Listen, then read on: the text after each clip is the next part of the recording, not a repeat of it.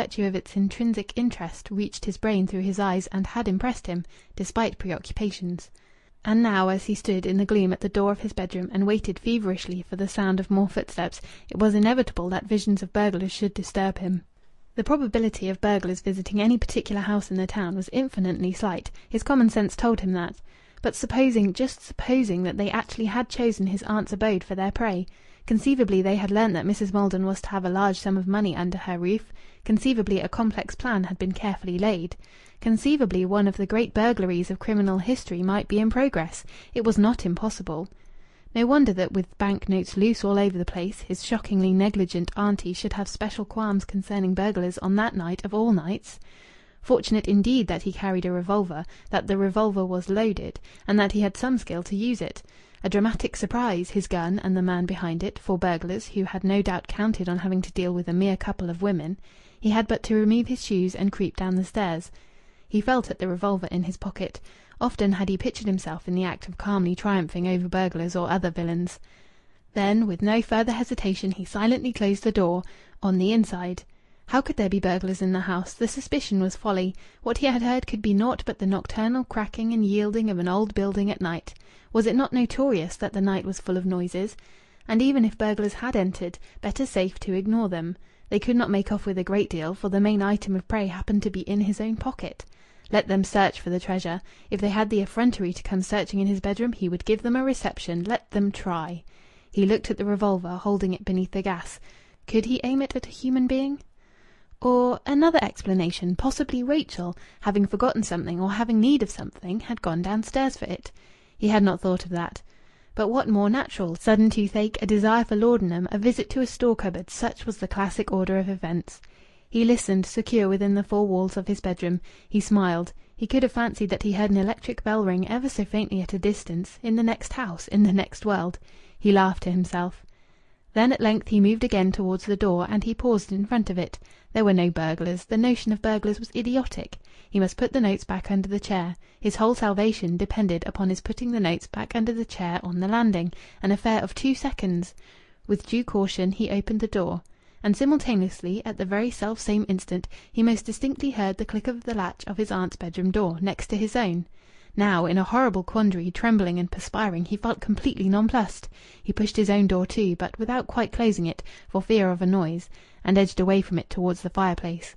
Had his aunt wakened up and felt a misgiving about the notes and found that they were not where they ought to be? No further sound came through the crack of his door. In the dwelling, absolute silence seemed to be established. He stood thus for an indefinite period in front of the fireplace, the brain's action apparently suspended, until his agitation was somewhat composed. And then, because he had no clear plan in his head, he put his hand into the pocket containing the notes and drew them out, and immediately he was aware of a pleasant feeling of relief, as one who, after battling against a delicious and shameful habit, yields and is glad. The beauty of the notes was eternal. No use could stale it. Their intoxicating effect on him was just as powerful now as before supper. And now, as then, the mere sight of them filled him with a passionate conviction that without them he would be ruined. His tricks to destroy the suspicions of Horrocleave could not possibly be successful. Within 24 hours he might be in prison if he could not forthwith command a certain sum of money, and even possessing the money he would still have an extremely difficult part to play. It would be necessary for him to arrive early at the works, to change notes for gold in the safe, to erase many of his pencilled false additions, to devise a postponement of his crucial scene with Horrocleave, and lastly to invent a plausible explanation of the piling up of a cash reserve. If he had not been optimistic and an incurable procrastinator and a believer in luck at the last moment, he would have seen that nothing but a miracle could save him if Horrocleave were indeed suspicious. Happily for his peace of mind, he was incapable of looking a fact in the face. Against all reason, he insisted to himself that with the notes he might reach salvation. He did not trouble even to estimate the chances of the notes being traced by their numbers. Such is the magic force of a weak character. But he powerfully desired not to steal the notes, or any of them. The image of Rachel rose between him and his temptation. Her honesty, candour, loyalty had revealed to him the beauty of the ways of righteousness. He had been born again in her glance. He swore he would do nothing unworthy of the ideals she had unconsciously set up in him. He admitted that it was supremely essential for him to restore the notes to the spot where he had removed them. And yet if he did so, and was lost, what then? For 1 second he saw himself in the dock at the police court in the town hall. Awful hallucination! If it became reality, what use then his obedience to the new ideal? Better to accomplish this one act of treason to the ideal in order to be able for ever afterwards to obey it and to look Rachel in the eyes. Was it not so? He wanted advice. He wanted to be confirmed in his own opportunism, as a starving beggar may want food. And in the midst of all this torture of his vacillations he was staggered and overwhelmed by the sudden noise of Mrs. Maldon's door brusquely opening, and of an instant loud, firm knock on his own door. The silence of the night was shattered as by an earthquake. Almost mechanically he crushed the notes in his left hand, crushed them into a ball, and the knuckles of that hand turned white with the muscular tension. "Are you up?" a voice demanded. It was Rachel's voice. "Yes," he answered, and held his left hand over the screen in front of the fireplace. "May I come in?" And with the word she came in. She was summarily dressed and very pale, and her hair, more notable than ever, was down. As she entered, he opened his hand and let the ball of notes drop into the littered grate. V "Anything the matter?" he asked, moving away from the region of the hearthrug. She glanced at him with a kind of mild indulgence, as if to say, "Surely you don't suppose I should be wandering about in the night like this if nothing was the matter?" She replied, speaking quickly and eagerly, "I'm so glad you aren't in bed. I want you to go and fetch the doctor at once." "Auntie ill?" She gave him another glance, like the first, as if to say, "I'm not ill, and you aren't, and Mrs. Maldon is the only other person in the house." "I'll go instantly," he added in haste. "Which doctor?" "Yardley, in Park Road. It's near the corner of Axe Street. You'll know it by the yellow gate, even if his lamp isn't lighted." "I thought old Hawley up at Hillport was Auntie's doctor." "I believe he is, but you couldn't get up to Hillport in less than half an hour, could you?" "Not so serious as all that, is it?" "Well, you never know. Best to be on the safe side. It's not quite like one of her usual attacks. She's been upset. She actually went downstairs." "I thought I heard somebody. Did you hear her then?"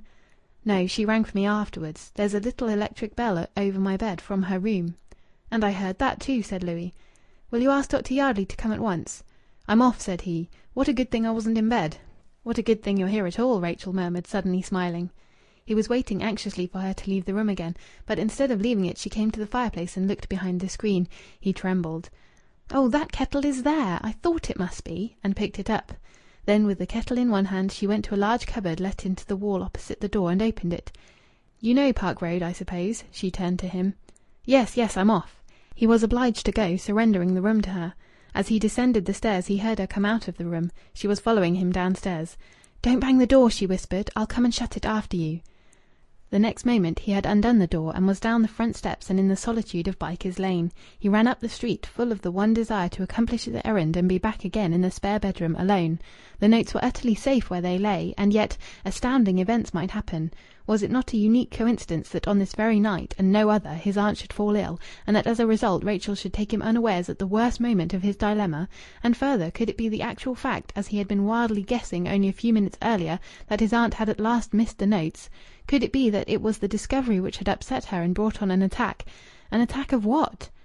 He swerved at the double into Park Road, which was a silent desert watched over by forlorn gas lamps. He saw the yellow gate. The yellow gate clanked after him. He searched in the deep shadow of the porch for the button of the night bell, and had to strike a match in order to find it. He rang, waited, and waited, rang again, waited, rang a third time, keeping his finger hard on the button, then arose and expired a flickering light in the hall of the house. "That'll do, that'll do. You needn't wear the bell out." He could hear the irritated accents through the glazed front door. A dim figure in a dressing gown opened. "Are you Dr. Yardley?" Louis gasped between rapid breaths. "What is it?" The question was savage.